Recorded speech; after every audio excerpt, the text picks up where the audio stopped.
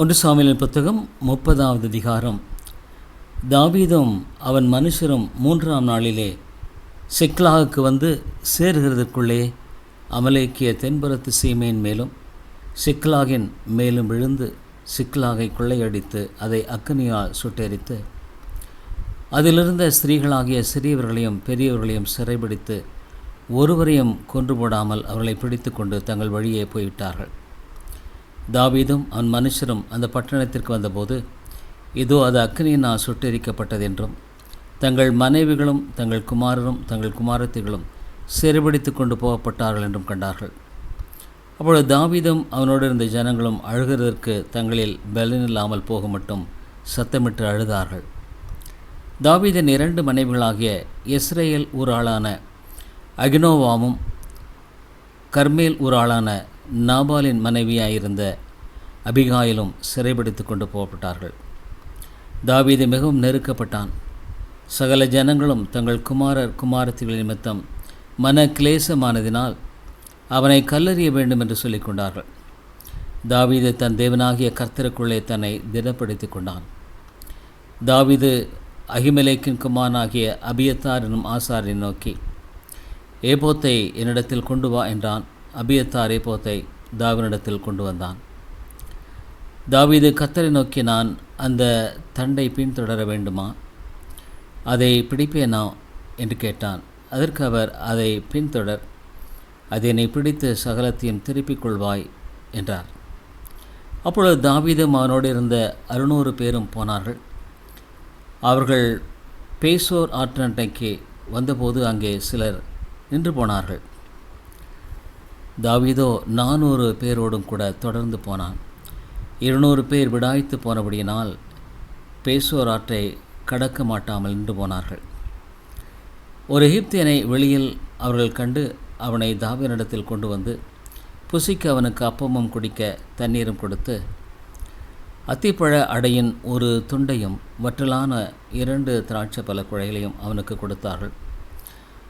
அதை அவன் சாப்பிட்ட பின்பு அவனுடைய உயிர் திரும்ப அவனுக்குள் வந்தது. அவன் ராப்பகல் 3 நாளாய் அப்பம் சாப்பிடாமலும் தண்ணீர் குடியாமலும் இருந்தான். தாவீது அவனை நோக்கி, நீ யாருடையவன்? நீ எவ்விடத்தான் என்று கேட்டதற்கு அவன், நான் ஒரு அமலேக்கியனுடைய வேலைக்காரனாகிய எகிப்து தேசத்து பிள்ளையாண்டான். 3 நாளைக்கு முன் நான் வியாதிப்பட்ட போது என் எஜமான் என்னை கைவிட்டான். நாங்கள் கிரேத்தியருடைய தென்புறத்தின் மேலும் யூதாவுக்கு அடுத்த எல்லையின் மேலும் காலேபுடைய தென்புறத்தின் மேலும் படையெடுத்து போய் சிக்லாகை அக்கனினால் சுட்டெரித்து போட்டோம் என்றான். தாவீது அவனை நோக்கி, நீ என்னை அந்த தண்டினிடத்துக்கு கொண்டு போவாயா என்று கேட்டதற்கு அவன், நீர் என்னை கொன்று போடுவதுமில்லை, என்னை என் எஜமான் கையில் ஒப்பு கொடுப்பதுமில்லை என்று தேவன் மேல் ஆணையிடுவீரானால் உம்மை அந்த தண்டினிடத்துக்கு கூட்டிக் கொண்டு போவேன் என்றான். இவன் அவனை கொண்டு போய் விட்டபோது இதோ அவர்கள் வெளியெங்கும் பரவி புசித்து குடித்து தாங்கள் பெலிஸ்தர் தேசத்திலும் யூதா தேசத்திலும் கொள்ளையிட்டு வந்த மகா பெரிதான அந்த எல்லா கொள்ளைக்காகவும் ஆடி பாடி கொண்டிருந்தார்கள். அவளை தாவீது அன்று சாயங்காலம் தொடங்கி மறுநாள் சாயங்காலம் மட்டும் முறியடித்தான். ஒட்டகங்கள் மேல் ஏறி ஓடிப்போன 400 வாலிபர் தவிர அவளில் வேறொருவரும் தப்பவில்லை. அமலேக்கியர் பிடித்து கொண்டு போன எல்லாவற்றையும் தன்னுடைய 2 மனைவிகளையும் தாவீது விடுவித்தான். அவர்கள் கொள்ளையாடி கொண்டு போன எல்லாவற்றிலும் சிறியதிலும் பெரியதிலும் குமாரிலும் குமாரத்திகளிலும் ஒன்றும் குறைவிடாமல் எல்லாவற்றையும் தாவீது திருப்பிக் கொண்டான். எல்லா ஆடு மாடுகளையும் தாவீது பிடித்து கொண்டான். அவைகளை தங்கள் மிருக ஜீவன்களுக்கு முன்னாலே ஓட்டி, இது தாவீதின் கொள்ளை என்றார்கள். விடாய்த்து போனதினாலே தாவீதுக்கு பின் செல்லாமல் பேசோர் ஆற்றண்டையிலே தங்கியிருந்த 200 பேரிடத்துக்கு தாவீது வருகிற போது இவர்கள் தாவீதுக்கும் அவனோடு இருந்த ஜனத்திற்கும் எதிர்கொண்டு வந்தார்கள். தாவீது அந்த ஜனத்தினிடத்தில் சேர்ந்து அவர்கள் சுக செய்தியை விசாரித்தான். அப்பொழுது தாவீதோடு நடந்து வந்த மனுஷரில் பொல்லாதவர்களும் பேலியாளின் மக்களுமான எல்லாரும், அவர்கள் எங்களோட வராதபடியினால் நாங்கள் திருப்பிக் கொண்ட கொள்ளையுடைமைகளில் அவளுக்கு ஒன்றும் கொடுப்பதில்லை. அவளில் ஒவ்வொருவனும் தன் தன் மனைவியும் தன் தன் பிள்ளைகளையுமே அழைத்து கொண்டு போகட்டும் என்றார்கள். அதற்கு தாவீது, என் சகோதரரே, கர்த்தர் நமக்கு தந்ததை நீங்கள் இப்படி செய்ய வேண்டாம். கர்த்தர் நம்மை காப்பாற்றி நமக்கு விரோதமாய் வந்திருந்த அந்த தண்டை நம்முடைய கையில் ஒப்பு கொடுத்தார். இந்த காரியத்தில் உங்கள் சொற்கேட்க யார் சம்மதிப்பான்? யுத்தத்திற்கு போனவர்களின் பங்கு எவ்வளவோ அவ்வளவு ரஸ்துக்கள் அண்டையில் இருந்தவர்களுக்கும் பங்கு வீதம் கிடைக்க வேண்டும். சரிபங்காக பங்கிடுவார்களாக என்றார். அப்படியே அந்நாள் முதற்கொண்டு நடந்து வருகிறது. அதை இஸ்ரவேலிலே இந்நாள் வரைக்கும் இருக்கும் கட்டளையும் பிரமாணமாக ஏற்படுத்தினான். தாவீது சிக்லாக்கு வந்தபோது அவன் கொள்ளையாடினவைகளிலே தன் சிநேராகிய யூதாவின் மூப்பருக்கு சிலவற்றை அனுப்பி, இதோ கர்த்தருடைய சத்துருக்களின் கொள்ளையில் உங்களுக்கு உண்டாயிருக்கும் ஆசீர்வாத பாகம் என்று சொல்லச் சொன்னான். யார் யாருக்கு அனுப்பினானோவென்றால், பெத்தேலில் இருக்கிறவர்களுக்கும், தெற்கான ராமோத்தில் இருக்கிறவர்களுக்கும், யாத்தீரில் இருக்கிறவர்களுக்கும், ஆரோவேரில் இருக்கிறவர்களுக்கும், சிப்மோத்தில் இருக்கிறவர்களுக்கும், எஸ்தே மோகாவில் இருக்கிறவர்களுக்கும், ராக்காலில் இருக்கிறவர்களுக்கும், எரேமியேலியரின் பட்டணங்களில் இருக்கிறவர்களுக்கும், கேனியரின் பட்டணங்களில் இருக்கிறவர்களுக்கும், ஒர்மாவில் இருக்கிறவர்களுக்கும், கொரசானில் இருக்கிறவர்களுக்கும், ஆற்றாகில் இருக்கிறவர்களுக்கும், எப்ரோனில் இருக்கிறவர்களுக்கும் தாவீதும் அவன் மனுஷரும் நடமாடின எல்லா இடங்களில் இருக்கிறவர்களுக்கும் அனுப்பினான். 1 சாமுவேலின் புத்தகம் 31வது அதிகாரம். பெலிஸ்தர் இஸ்ரவேலரோடு யுத்தம் பண்ணினார்கள். இஸ்ரவேலர் பெலிஸ்தருக்கு முன்பாக முறிந்தோடி கில்போவா மலையிலே வெட்டுண்டு விழுந்தார்கள். பெலிஸ்தர் சவுலையும் அவன் குமாரையும் நெருங்கி தொடர்ந்து சவுலின் குமாராகிய யோனத்தானையும் அபினதாவையும் மல்கிசூகாவையும் வெட்டி போட்டார்கள். சவுலுக்கு விரோதமாக யுத்தம் பலத்தது. வில்வீரர் அவனை கண்டு நெருங்கினார்கள். அப்பொழுது சவுல் வில்வீரரால் மிகவும் காயப்பட்டு தன் ஆயுததாரியை நோக்கி, அந்த விருத்த சேதனம் இல்லாதவர்கள் வந்து என்னை குத்தி போட்டு என்னை அவமானப்படுத்தாதபடிக்கு நீ உன் பட்டயத்தை உருவி என்னை குத்தி போடு என்றான். அவனுடைய ஆயுததாரி மிகவும் பயப்பட்டதினால் அப்படி செய்ய மாட்டேன் என்றான். அப்பொழுது சவுல் பட்டயத்தை நட்டு அதன் மேல் விழுந்தான்.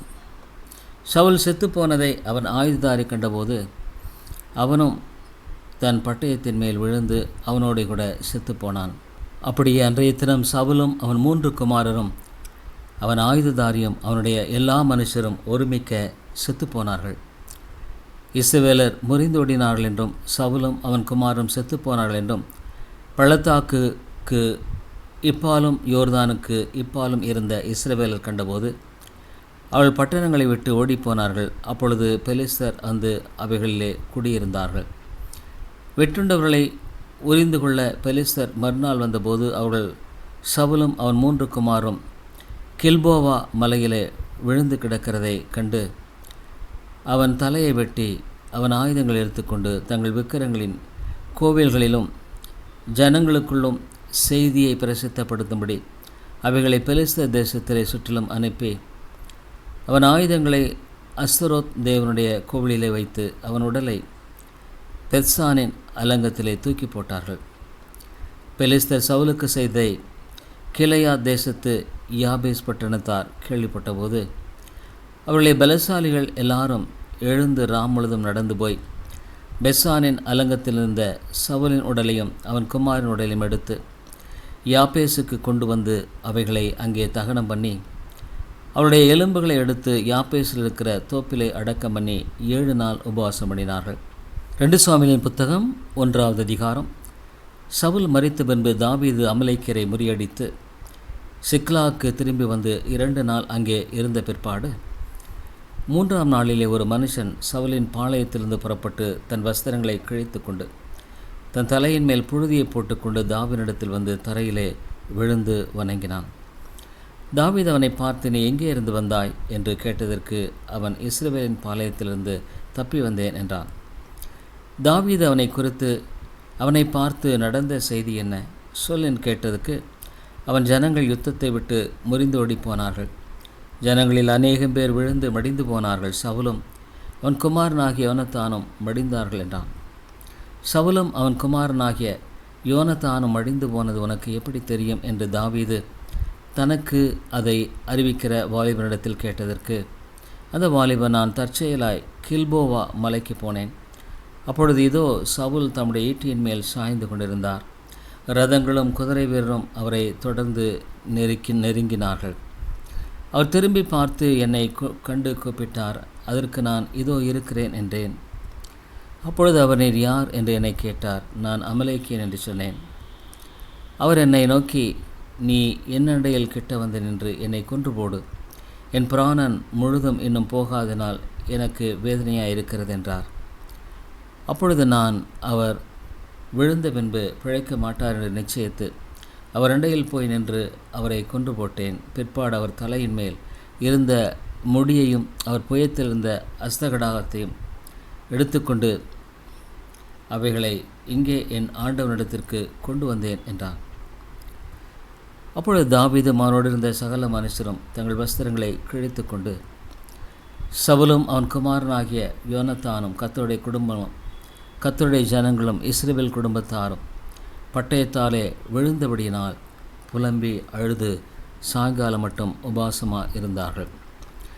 தாவீது அதை தனக்கு அறிவித்த வாலிபனை பார்த்து, நீ எவ்விடத்தான் என்று கேட்டதற்கு அவன், நான் அந்நிய ஜாதியானுடைய மகன், நான் அமலேக்கியன் என்றான்.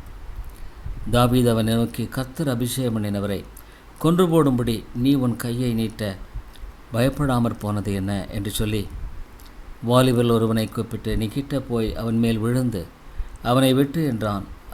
அவனை வெட்டினான். அவன் செத்தான். தாவீது அவனை பார்த்து, உன் இரத்தப்பழி உன் தலையின் மேல் இருப்பதாக. கர்த்தர் அபிஷேகம் பண்ணினவரை நான் கொண்டு போட்டேன் என்று உன் வாயை உனக்கு விரோதமான சாட்சி சொல்லிற்று என்றான்.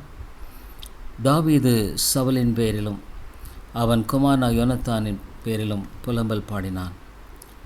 வில்வித்தையை யூதா புத்தருக்கு கற்றுக் கொடுக்கும்படி கட்டளையிட்டான். அது யாசேரின் புஸ்தகத்தில் எழுதியிருக்கிறது. அவன் பாடின புலம்பலாவது, இஸ்ரவேலின் அலங்காரம் உயர்ந்த ஸ்தானங்களில் அதமாயிற்று. பராக்கிரமசாலிகள் விழுந்து போனார்கள். பெலிஸ்தரின் குமாரத்திகள் சந்தோஷப்படாதபடிக்கும் விருத்த சேதனம் இல்லாதவர்களின் குமாரத்திகள் கழிவுறாதபடிக்கும் அதை காத் பட்டணத்தில் அறிவியாமலும் அஸ்கலோனின் வீதிகளில் பிரஸ்தாபப்படுத்தாமலும் இருங்கள். கில்போவா மலைகளே, உங்கள் மேல் பனியும் மழையும் பெய்யாமலும் காணிக்கைக்கு ஏற்ற பலந்தரும் வயல்கள் இராமலும் போவதாக. அங்கே பராக்கிரமசாலிகளுடைய கேடகம் அவமதிக்கப்பட்டது. சவுல் தைலத்தால் அபிஷேகம் பண்ணப்படாதவன் போல அவர் கேடகமும் அவமதிக்கப்பட்டதே. கொலையுண்டவர்களின் இரத்தத்தை குடியாமலும் பராக்கிரமசாலியின் நினத்தை உண்ணாமலும் யோனத்தானுடைய வில் பின்வாங்கினதில்லை. சவுலின் பட்டயம் வெறுமையாய் திரும்பினதில்லை. உயிரோடு இருக்கையில் சவுலும் யோனத்தானும் பிரியமும் இன்பமாயிருந்தார்கள். மரணத்திலும் பிரிந்து போனதில்லை. கழுகுகளை பார்க்கலும் வேகமும் சிங்கங்களை பார்க்கலும் பலமுள்ளவர்களுமாயிருந்தார்கள். இஸ்ரவேலின் குமாரத்திகளே, உங்களுக்கு இரத்தாம்பரத்தை சிறப்பாய் உடுப்பித்து உங்கள் உடையின் மேல் பொன் ஆபரணங்களை தரிப்பித்த சவுலுக்காக அழுது புலம்புங்கள். போர் முகத்தில் பராக்கிரமசாலிகள் விழுந்தார்களே. யோனத்தானே, உயரமான ஸ்தலங்களிலே வெற்றுண்டு போனாயே. என் சகோதரனாகிய யோனத்தானே, உனக்காக நான் வியாகுலப்படுகிறேன். நீ எனக்கு வெகு இன்பமாயிருந்தாய். உன் சிநேகம் ஆச்சரியமாயிருந்தது. ஸ்திரீகளின் சிநேகத்தை பார்க்கலும் அதிகமாயிருந்தது. பராக்கிரமசாலிகள் விழுந்து போனார்களே. யுத்த ஆயுதங்களெல்லாம் அழிந்து போயிற்றே என்று பாடினான்.